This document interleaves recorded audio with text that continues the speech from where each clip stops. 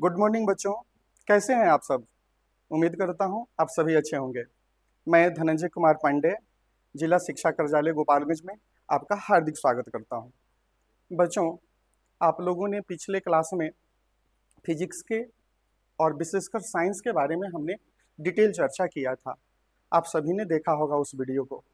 मुझे उम्मीद है वो पसंद भी आया होगा आप सबको। आज हम लोग क्लास 10th के फिजिक्स में जो चैप्टर है लाइट, रिफ्लेक्शन एंड रिफ्रैक्शन से शुरुआत करेंगे, है ना। तो सबसे पहले चीज कि लाइट, आप लोग जानते हो बच्चों कि किसी भी चीज को देखने के लिए हमें दो चीजों की जरूरत होती है। पहला होता है प्रकाश और दूसरा होता है हेल्दी आई, स्वस्थ आंख। अगर इन दोनों में से कोई भी एक चीज नहीं है तो हम फिर देख नहीं सकते। लाइट भी होना चाहिए और हमारा आई स्वस्थ होना चाहिए। तो जिस प्रकार साइंस के तीन मेन ब्रांचेस हो जाते हैं, फिजिक्स, केमिस्ट्री एंड बायोलॉजी, ठीक उसी प्रकार से फिजिक्स के भी कई सारे ब्रांचेज हैं, केमिस्ट्री के भी बहुत सारे ब्रांचेज हैं, बायोलॉजी के भी बहुत सारे ब्रांचेज हैं। तो फिजिक्स का वह ब्रांच जिसमें हम लोग लाइट और उसकी प्रॉपर्टी के साथ साथ में रिफ्लेक्शन, रिफ्रैक्शन, डिस्पर्सन, मतलब प्रकाश का परावर्तन, अपवर्तन, वर्ण विक्षेपण आदि का अध्ययन करते हैं, उसे हम लोग ऑप्टिक्स अर्थात प्रकाशिकी बोलते हैं।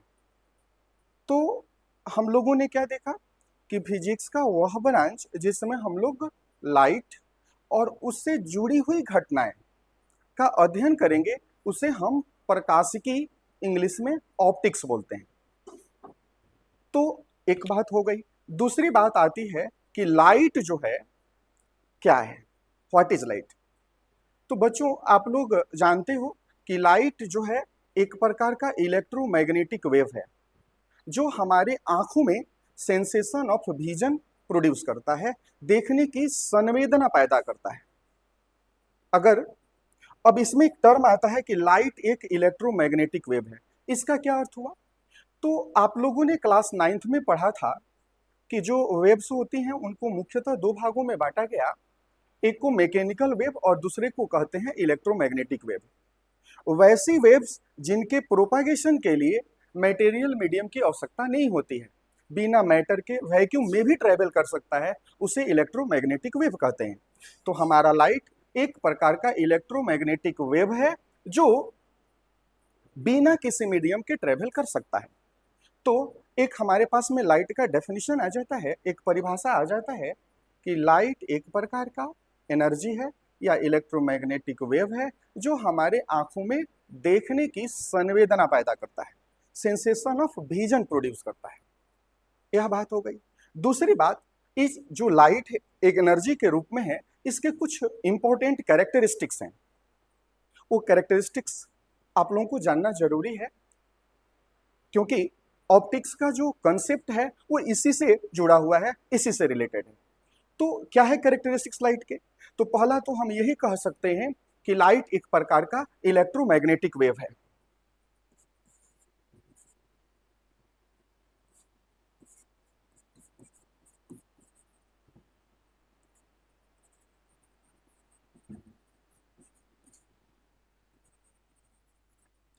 लाइट एक प्रकार का इलेक्ट्रोमैग्नेटिक वेव है जिसको प्रोपागेशन के लिए मटेरियल मीडियम की आवश्यकता नहीं होती है। दूसरा, यह वैक्यूम में वेरी हाई स्पीड, उच्च गति से गमन करता है, ट्रेवल करता है, और वह इसकी वेलोसिटी लगभग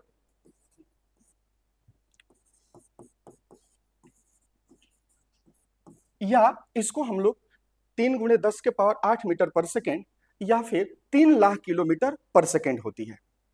तीसरी बात आती है कि लाइट जो होता है हमेशा स्ट्रेट पाथ में ट्रेवल करता है, सीधी रेखा में गमन करता है, जिसे रेक्टिलिनियर प्रोपागेशन ऑफ लाइट कहा जाता है। क्या कहा जाता है? Rectilinear propagation of light. Light सीधी रेखा में गमन करता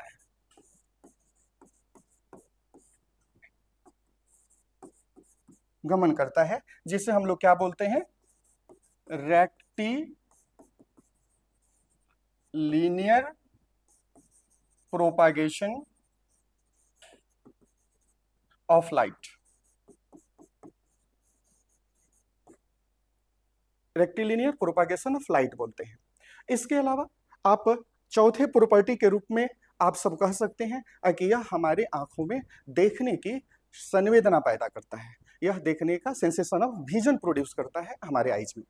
अब अगर हम बात करें बच्चों, तो लाइट जो है, लाइट का ऑब्जेक्ट के साथ में जो इंटरेक्शंस होते हैं, उस बेसिस पर जो पदार्थ हैं उनको तीन भागों में बांटा गया। वैसे पदार्थ जिनके आर पार हम देख सकते हैं, लाइट जिनके एक्रॉस जा सकता है, उसे हम लोग ट्रांसपेरेंट कह देते हैं।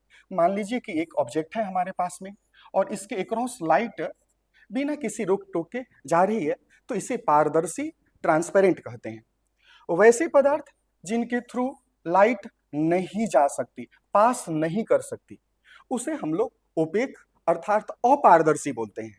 कुछ ऐसी भी चीजें हमारे सामने होती हैं जिस पर अगर 10 रेज पड़ी, 50 रेज पड़ी, तो कुछ रेज पास होंगी और कुछ रेज पास नहीं होंगी।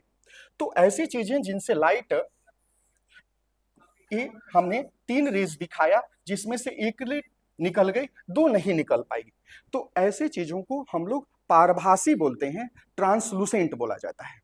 एक बात हो गई। दूसरी बात आती है, जैसे हम लाइट के कैरेक्टरिस्टिक्स और ये पदार्थ के टाइप्स जान जाते हैं लाइट के इंटरेक्शंस के आधार पर, तब बात आती है कि रे क्या है, किरण क्या है।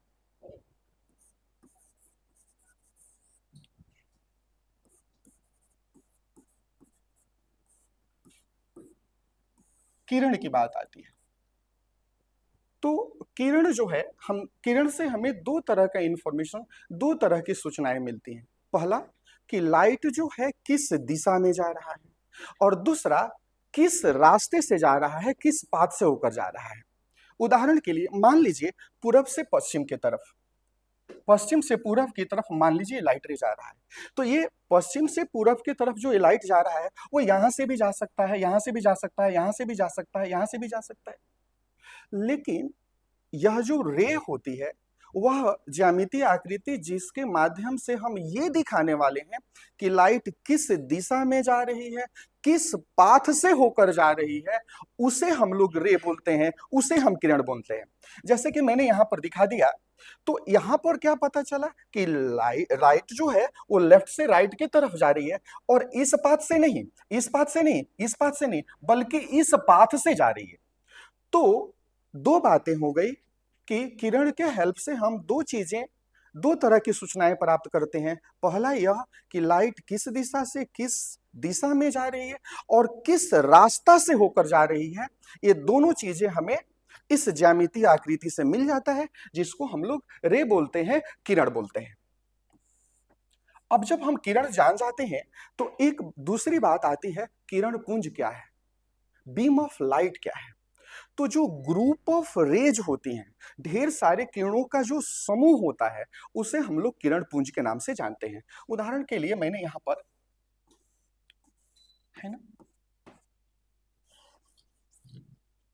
मैंने आप लोगों के सामने एक किरण पुंज बना दिया, बीम ऑफ लाइट बना दिया। अब कहता है यह बीम ऑफ लाइट भी कई प्रकार की हुआ करती हैं।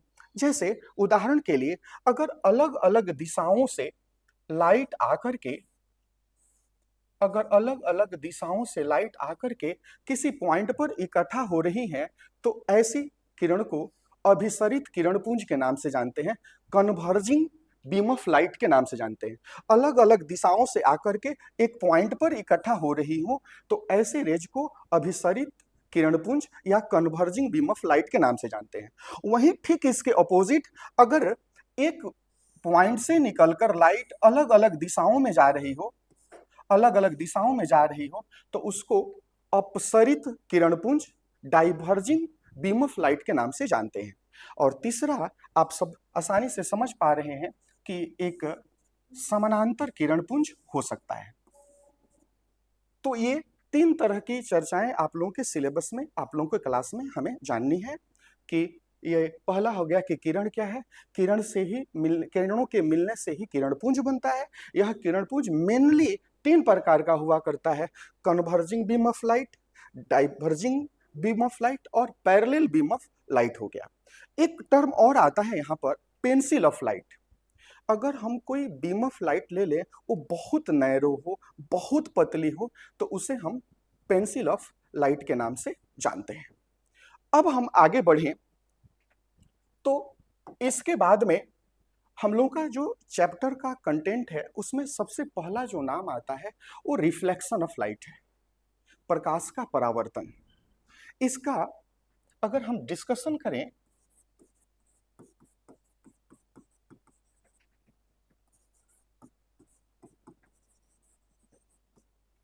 रिफ्लेक्शन ऑफ लाइट, प्रकाश का परावर्तन। ये परावर्तन, लाइट तो आप समझते हैं, प्रकाश तो आप लोग समझते हैं, ये परावर्तन का क्या मतलब होता है? तो परावर्तन का अर्थ होता है किसी भी एनर्जी का किसी सरफेस पर पड़कर टकराना और उससे वापस लौटकर आना को हम परावर्तन बोलते हैं। ऐसा नहीं है कि मैं गया और उस दीवार को टच करके, ये आपके सामने वाले दीवार को टच करके मैं यहाँ आ गया तो ये परावर्तन हुआ। ये परावर्तन नहीं है। परावर्तन में किसी एनर्जी का, किसी ऊर्जा का किसी सरफेस पर पड़ना और उससे टकरा करके लौटना परावर्तन कहलाता है। अगर यही काम साउंड करता है, ध्वनि करता है, तो उसे रिफ्लेक्शन ऑफ साउंड के नाम से जाना जाता है। अगर यही काम लाइट के द्वारा होता है तो उसे रिफ्लेक्शन ऑफ लाइट के रूप में जानते हैं। तो अब कहता है कि रिफ्लेक्शन ऑफ लाइट में लाइट किस सरफेसेस से रिफ्लेक्ट करता है। तो रिफ्लेक्शन, हम जितनी भी चीजें देख रहे हैं उन सब से रिफ्लेक्शन हो रहा है, बट उस रिफ्लेक्शन को हम बड़ी प्रॉपरली आइडेंटिफाई नहीं कर पाते, बड़ी प्रॉपरली दूसरे को एक्सप्लेन नहीं कर पाते, है ना, कंक्रीट कंसेप्ट के साथ में। तो हम लोग क्या करते हैं, इसके लिए हम हाईली पॉलिश्ड सरफेस इस्तेमाल करते हैं, जिसे आप लोग दर्पण कहते हो, मिरर कहते हो। मिरर से जो रिफ्लेक्शन होता है वो बड़ी आसानी से समझ में आता है। अक्सर आप लोग खेलते रहते हो कि कोई बच्चा मिरर ले लिया, कहीं धूप में बैठ गया और कोई छाया में बैठा हुआ व्यक्ति है, तो क्या करता है, लाइट, सन की जो लाइट होती है उस पर पड़ती है और फिर वहां से टकरवा करके, रिफ्लेक्ट करा करके वो आपके आंखों पर भेजता है, तो आप लोग परेशान होते हो। तो क्या हुआ, रिफ्लेक्शन तो इस दीवार से भी हो रहा है ना, हर चीजों से रिफ्लेक्शन होता है, लेकिन उस रिफ्लेक्शन से जो लाइट हमारे आंख पर पहुंची उससे परेशानी हमको नहीं हुई। लेकिन मिरर से जब लाइट ज्यादा मात्रा में पड़कर हमारे आंखों पर आती है तो हम परेशान हो जाते हैं। कभी सोचा ऐसा क्यों होता है? ऐसा इसलिए होता है कि मिरर जो होता है, दर्पण जो होता है, ऐसा पॉलिश्ड सरफेस होता है जो अपने पर पड़ने वाली most of the light rays को रिफ्लेक्ट कर देता है। अगर मैं आपको समझने के लिए एक एग्जांपल ले लो तो मैं कह सकता हूं कि अगर एक मिरर पर 100 रेज पड़ी और 100 में से वो 90 को, 95 रेज को वापस लौटा देता है, जो कि बाकी जो सरफेसेस होती हैं 40 को, 50 को रेज को लौटाएंगी। यानी मिरर क्या है, अगर अब आपसे कोई पूछे तो आप उस कंडीशन में आ गए हैं कि दर्पण को बड़ी अच्छे तरीके से परिभाषित कर सकते हैं। वो कैसे? तो दर्पण एक पॉलिश्ड सरफेस होता है जो अपने पर पड़ने वाली मोस्ट ऑफ द रेज को क्या कर देता है, रिफ्लेक्ट कर देता है, परावर्तित कर देता है, लौटा देता है। तो दर्पण का परिभाषा क्या हो गया बच्चों, कि दर्पण वह पॉलिश्ड सरफेस है जो अपने पर पड़ने वाली मोस्ट ऑफ द रेज को क्या कर देता है, लौटा देता है। तो अगर हम बात करें यहाँ पर, तो ये पॉलिश मिरर, इस समतल दर्पण हो गया, प्लेन मिरर हो गया। अगर इस पर जितनी लाइट रेज पड़ रही है ना, ऑलमोस्टली, है ना, ऑलमोस्टली सारे लाइट रेज जो होती हैं वो रिफ्लेक्ट हो जाती है ना। मोर देन 90% लाइट रेज जो होती है मिरर से रिफ्लेक्ट हो जाती है। तो इसके लिए साइंस ने एक टर्म दे दिया, रिफ्लेक्टेंस। रिफ्लेक्टेंस, परावर्तन गुणांक। मतलब मिरर वह सरफेस होता है जिसका परावर्तन गुणांक, रिफ्लेक्टेंस, सबसे ज्यादा होता है। इसका अर्थ क्या हुआ कि मिरर पर जितनी लाइट रेज पड़ रही है उस लगभग सभी लाइट रेज, है ना, 2-4% छोड़ करके सभी लाइट रेज को वह परावर्तित कर देता है। यानी हम एक दूसरा परिभाषा बना सकते हैं कि वह ऑब्जेक्ट, वह पॉलिश्ड ऑब्जेक्ट जिसका रिफ्लेक्टेंस हाई हो, उसे हम लोग क्या कहते हैं, दर्पण कहते हैं, मिरर कहते हैं। एक बात हो गई। अब दूसरी बात, जैसा कि हम लोगों का टॉपिक चैप्टर का ही नाम है रिफ्लेक्शन एंड रिफ्रैक्शन। तो आज के क्लास में हम लोग का सारा फोकस रिफ्लेक्शन पर रहेगा। फिर रिफ्लेक्शन को थोड़ा जानने के बाद में हम लोग मिरर्स के टाइप पर चलेंगे। तो चलिए हम लोग शुरू करते हैं रिफ्लेक्शन ऑफ लाइट। जैसा कि मैंने हेडिंग कर रखा है, अब अगर मैं बात करूं तो हम लोग सबसे पहले यह देखेंगे कि प्लेन मिरर से लाइट का किस प्रकार रिफ्लेक्शन होता है। तो ये एक प्लेन मिरर हो गया, यहाँ पर हमने सिल्वरिंग कर दी, पेंटिंग कर दी। हाँ, एक चीज और है कि ये जो मिरर के नीचे दूसरे साइड में जो हम लोग पेंटिंग करते हैं, पेंट लगा रहता है, वो सामान्य पेंट नहीं होता, उसमें सिल्वर के कंटेंट होते हैं, क्योंकि सिल्वर जो है इस संसार का बेस्ट रिफ्लेक्टर है। रिमेंबर दिस वन कि सिल्वर इस संसार का द बेस्ट रिफ्लेक्टर है। इसलिए ये जो पेंट होता है मिरर में, रिफ्लेक्टिंग सरफेस बनाने के लिए जो पेंटिंग की जाती है, उस पेंटिंग का इंपॉर्टेंट जो इंग्रेडिएंट होता है वो सिल्वर होता है। तो ये हमने पेंटिंग कर दिया, यह एक प्लेन मिरर तैयार हो गया। ऐसे प्लेन मिरर किसको कहेंगे? तो वह मिरर, अच्छा इस तरफ तो ये मान लेते हैं इस सरफेस का नाम ए है और इस सरफेस का नाम बी है। तो इस ए सरफेस में तो पेंटिंग किया हुआ है, हम अपना चेहरा देखना होता है तो हम ए सरफेस से नहीं बल्कि बी सरफेस से देखते हैं। तो इस बी सरफेस को परावर्तक सतह या रिफ्लेक्टिंग सरफेस के नाम से जानते हैं। रिफ्लेक्टिंग सरफेस के नाम से जानते हैं। किसके नाम से? रिफ्लेक्टिंग सरफेस के नाम से जानते हैं। और ये सिल्वर्ड किया हुआ, ये पेंट किया हुआ सरफेस है। अब वह मिरर, जो मिरर का क्लासिफिकेशन किया गया है, आप लोगों को जानना है, वह on the basis of nature of reflecting surface ही है कि मिरर का रिफ्लेक्टिंग सरफेस कैसा है। अगर रिफ्लेक्टिंग सरफेस प्लेन है तो वह प्लेन मिरर हो गया। अगर रिफ्लेक्टिंग सरफेस किसी एस्फेयर का पार्ट है, एस्फेरिकल है, तो वह एस्फेरिकल मिरर हो जाएगा, वह गोलीय दर्पण हो जाएगा। तो फिलहाल जो हम रिफ्लेक्शन ऑफ लाइट है उसको हम लोग प्लेन मिरर पर देखेंगे और इस पर समझेंगे।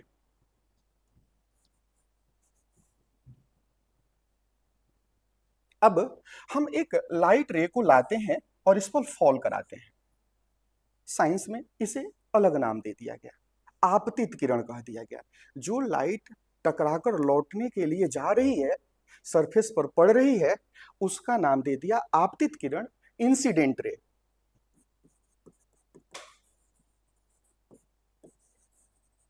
इंसिडेंट रे आप जान चुके हैं कि जब यह लाइट पड़ेगी तो यह हाईली पॉलिश्ड सरफेस है, यह लाइट रे को लौटाएगा। तो अब क्या होता है कि यह लाइट रे लौट जाती है, इस लौटने वाली लाइट रे को दूसरा नाम दे देते हैं, इसे परावर्तित किरण या रिफ्लेक्टेड रे के नाम से जानते हैं।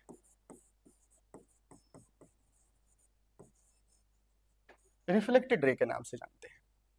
अब क्या होता है कि जिस पॉइंट पर यह रे आकर के फॉल होती है, गिरती है, उस पॉइंट को हम पॉइंट ऑफ इंसिडेंस के नाम से जानते हैं।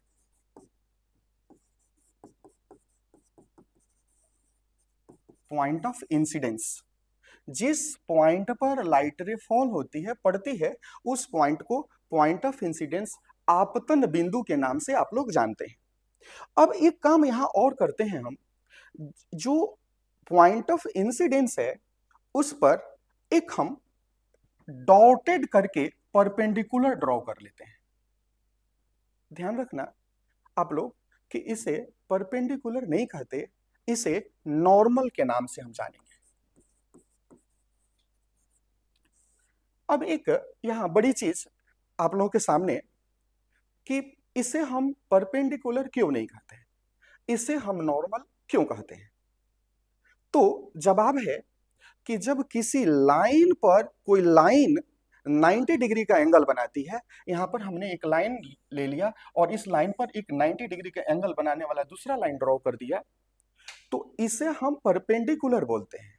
लेकिन जब एक सरफेस हो, मान लीजिए कि ये लाइन नहीं है, ये लाइन नहीं है, एक सरफेस है, और इस सरफेस पर अगर कोई चीज 90 डिग्री का एंगल बना रहा है तो इसे हम नॉर्मल के नाम से जानेंगे, परपेंडिकुलर के नाम से नहीं जानेंगे। आई होप यह कंसेप्ट क्लियर हो गया कि परपेंडिकुलर और नॉर्मल में क्या डिफरेंस होता है। जब एक लाइन पर एक दूसरी लाइन 90 डिग्री का एंगल बनाएगी तो उसे हम परपेंडिकुलर बोलेंगे। जब एक सरफेस पर कोई चीज 90 डिग्री का एंगल बनाएगा तो उसे हम लोग नॉर्मल बोलेंगे। तो आप देख रहे हो कि ये हमारा लाइन नहीं है बल्कि एक मिरर है, एक दर्पण है। तो दर्पण एक सरफेस के रूप में है और सरफेस पर हमने 90 डिग्री का एंगल डालने वाला ये लाइन इमेजिन किया है, तो इसे हम किस नाम से जानेंगे? नॉर्मल। अब आता है एक बात और, पहले हम टेक्निकल टर्म को समझ लेते हैं फिर बातें करते हैं। तो ये हमारा इंसिडेंट रे हो गया, ये हमारा नॉर्मल हो गया। इन दोनों के बीच में जो एंगल बनता है इसका भी नाम है एंगल ऑफ इंसिडेंस के नाम से जानते हैं। किसके नाम से? एंगल ऑफ इंसिडेंस के नाम से जानते हैं और उसे आई से डिनोट किया जाता है। फिर ये नॉर्मल है और ये हमारा रिफ्लेक्टेड रे है। इन दोनों के बीच में जो एंगल होता है इसे एंगल ऑफ रिफ्लेक्शन बोलते हैं और इसे हम लोग आर से डिनोट करते हैं। एंगल ऑफ इंसिडेंस को आई से और एंगल ऑफ रिफ्लेक्शन को आर से। यानी इसमें जो टेक्निकल टर्म्स हैं वो कौन कौन से हैं? एक इंसिडेंट रे हो गया, दूसरा पॉइंट ऑफ इंसिडेंस हो गया, तीसरा रिफ्लेक्टेड रे हो गया, चौथा नॉर्मल हो गया, फिर आपको एंगल ऑफ इंसिडेंस हो गया और दूसरा एंगल ऑफ रिफ्लेक्शन हो गया। अब हम आपसे एग्जाम में भी पूछा जाता है, ओरली भी हम लोग समाज में बातें करते हैं तो आपसे इस तरह की बातें पूछी जाती हैं, इस तरह के क्वेश्चन अक्सर पूछे जाते हैं कि इंसिडेंट रे किसको कहते हैं। क्लियर हो गया कि जो रे मिरर पर फॉल हो रही है ना, उस रे को हम इंसिडेंट रे बोलेंगे। और टकरा के जो रे लौट रही है after interaction with the mirror, जो रे लौट रही है उसे रिफ्लेक्टेड रे, परावर्तित किरण बोल दिए। जिस पॉइंट पर ये पड़ी थी उसको आपतन बिंदु या पॉइंट ऑफ इंसिडेंस बोलते हैं। और जो पॉइंट ऑफ इंसिडेंस है इस पर जो हमने परपेंडिकुलर के रूप में ये डॉटेड लाइन करके दिखाया है, इसे ध्यान रखना, हम जनरली डॉटेड लाइन के द्वारा ही दिखाते हैं। आप लोग गलती करते हो कि बिल्कुल एक लाइन खींच देते हो, है ना।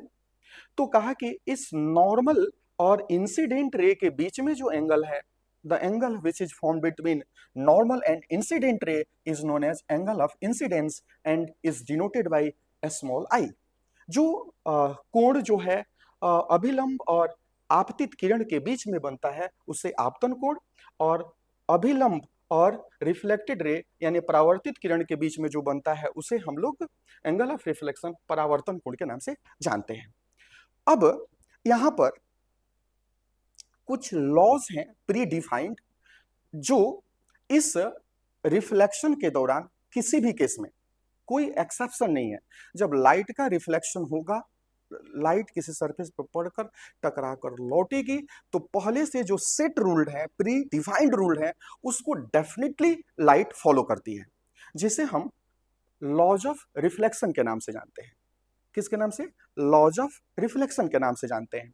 उसमें पहला लॉज आता है कि यह जो एंगल ऑफ इंसिडेंस होता है हमेशा एंगल ऑफ रिफ्लेक्शन के बराबर होता है।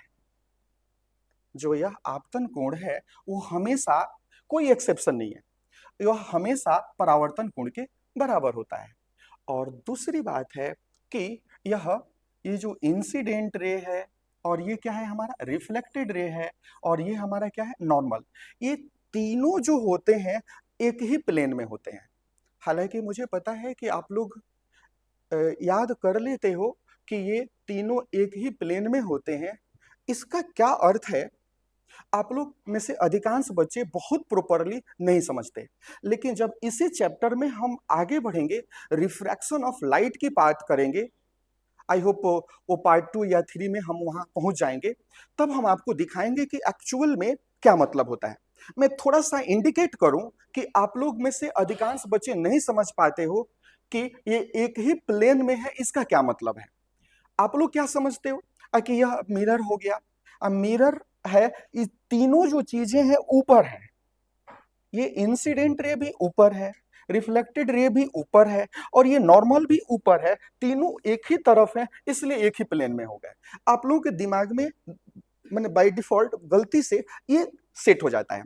जबकि अगर ऐसा है तो फिर रिफ्रैक्शन के केस में मान लीजिए ये आपका पानी है, ये वाटर है ना। आप में से कुछ बच्चों ने पढ़ा होगा, जब ये लाइट रे पड़ती है इस पर तो ये लाइट रे सीधा जाने के बजाय टुवार्ड्स द नॉर्मल बेंड हो जाती है। तो यहां पर क्या देखा कि ये वाटर सरफेस है, ये इंसिडेंट रे सरफेस के ऊपर है, और ये जो हमने डॉटेड करके एक्चुअली ये डॉटेड करके जो हमने नॉर्मल डाला है, यह ऊपर भी है और नीचे भी है, और यह रिफ्रैक्टेड जो रे है वो नीचे है। तो यहां पर तो फिर एक प्लेन वाली बात समझ में नहीं आती है। अगर एक प्लेन का मतलब है कि तीनों एक ही तरफ हैं, तो यहां पर तो तीनों एक ही तरफ नहीं है। इंसिडेंट रे जो है, आपतित किरण ऊपर है सरफेस के, है ना, और ये जो नॉर्मल है हमने सरफेस के ऊपर भी दिखाया है, सरफेस के ऊपर भी दिखाया है, और सरफेस के नीचे भी दिखाया है। जबकि रिफ्रैक्टेड रे कहाँ है, नीचे है, तब तो ये तीनों एक प्लेन में नहीं हुए। जबकि वहां भी लॉज है कि incident ray, refracted ray and normal all are lie in same plane. जब हम इस पर आएंगे, डिटेल चर्चा करेंगे, तो इस बात को आप लोगों को बेहतरीन तरीके से समझाने का प्रयास करेंगे।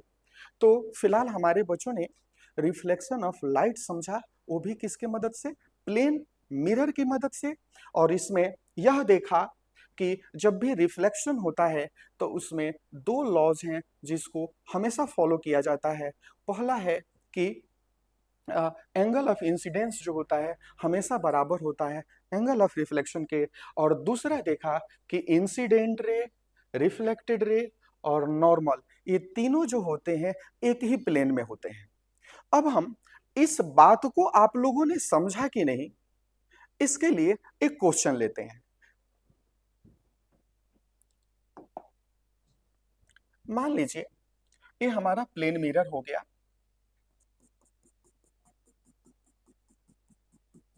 है ना, ये इंसिडेंट रे हो गया। अब क्या हुआ, ये पॉइंट ऑफ इंसिडेंस से यह लाइट रे पड़ने के बाद में रिफ्लेक्ट हो रही है, और इस हम पॉइंट ऑफ इंसिडेंस पर हमने क्या किया, नॉर्मल दे दिया। अब हम क्या कर रहे हैं कि इस अब ये जो मिरर है, पॉइंट ऑफ इंसिडेंस है यहाँ, यह जो मिरर है, अब हम क्या कर रहे हैं कि इस मिरर को हमने माना 10 डिग्री से, कितना डिग्री से, 10 डिग्री से इसे रोटेट कर दिया। अब यह मिरर नए कंडीशन में यहां पहुंच गया। पहले ओल्डर कंडीशन यहां था और न्यूअर कंडीशन में मिरर यहां पहुंच गया। मिरर को हमने 10 डिग्री से रोटेट कर दिया। अब आप लोगों से मेरा एक प्रश्न है कि आप बताइए कि ये जो रिफ्लेक्टेड रे है, ये अपनी जगह पर इंटैक्ट रहेगी या फिर ये राइट हैंड साइड में या फिर लेफ्ट हैंड साइड में शिफ्ट करेगी। लेकिन शर्त है कि ये जहां से इंसिडेंट रे आ रही है वहीं से आ रही है, उस पॉइंट में कोई डिफरेंस नहीं हुआ, और ये पॉइंट ऑफ इंसिडेंस रोटेशन के बाद भी यह पॉइंट चेंज नहीं हुआ है।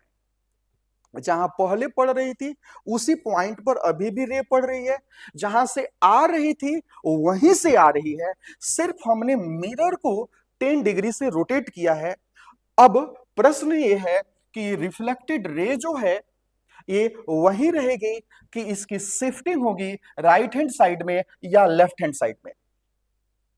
और यह जो प्रश्न है ये आपके कंसेप्ट को अच्छे तरीके से जांच कर लेता है कि जो लॉज ऑफ रिफ्लेक्शन है उसको आपने समझा है कि नहीं समझा है। तो आप चाहे तो वीडियो को यहां पॉज करके आप लोग इसका सॉल्यूशन, इसका आंसर ढूंढने का प्रयास करेंगे। चलिए हम इसका आंसर अब देखते हैं। आई होप कुछ बच्चों को आंसर मिल भी गया होगा। अब हम एक एग्जाम्पल के माध्यम से इसे समझने का प्रयास करते हैं। माना कि जो पुराना वाला केस था, ओल्डर केस में जब हमने मिरर को रोटेट नहीं किया था, उस समय angle of incidence assume 30 degree था। अब मैं आप लोगों से पूछता हूं, जब एंगल ऑफ इंसिडेंस 30 डिग्री था तो एंगल ऑफ रिफ्लेक्शन कितना होगा, 30 डिग्री। बिल्कुल, यह भी 30 डिग्री ही होगा, क्योंकि एंगल आई आप सब जानते हो, एंगल जो आई होता है इक्वल होता है एंगल आर के, लॉ ऑफ रिफ्लेक्शन से। चलिए अब हमने क्या किया, नए केस में हमने मिरर को 10 डिग्री से रोटेट किया, तो इस 10 डिग्री से रोटेट करने से जो इमीडिएट इफेक्ट है, जो तत्काल असर है, वो किस पर पड़ेगा? तो आप लोग बताओगे कि ये, मान लेते हैं थोड़ी देर के लिए कि इसमें कोई चेंजिंग नहीं हुई है, थोड़ी देर के लिए कोई चेंजिंग नहीं हुई है, लेकिन इस नॉर्मल पर तो असर पड़ेगा इसके रोटेशन से। क्यों क्यों असर पड़ेगा? क्योंकि आप सभी जानते हो कि जो नॉर्मल होता है वो हमेशा सरफेस पर 90 डिग्री पर होता है, राइट एंगल पर होता है। तो जैसे ही हम यहां रोटेट करेंगे 10 डिग्री से, तो इसको 90 डिग्री पर बने रहने के लिए इसको भी रोटेट होना होगा, इसको भी रोटेट होना होगा, इसको भी रोटेट होना होगा 10 डिग्री से। ये जो नॉर्मल है, क्या है? ये जो नॉर्मल है, ये आपको, ये जो नॉर्मल है बच्चों,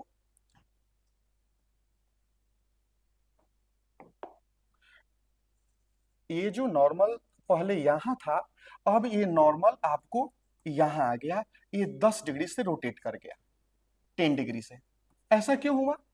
क्योंकि आप सब जानते हो कि नॉर्मल जो होता है सरफेस से हमेशा राइट एंगल पर होता है, 90 डिग्री पर होता है।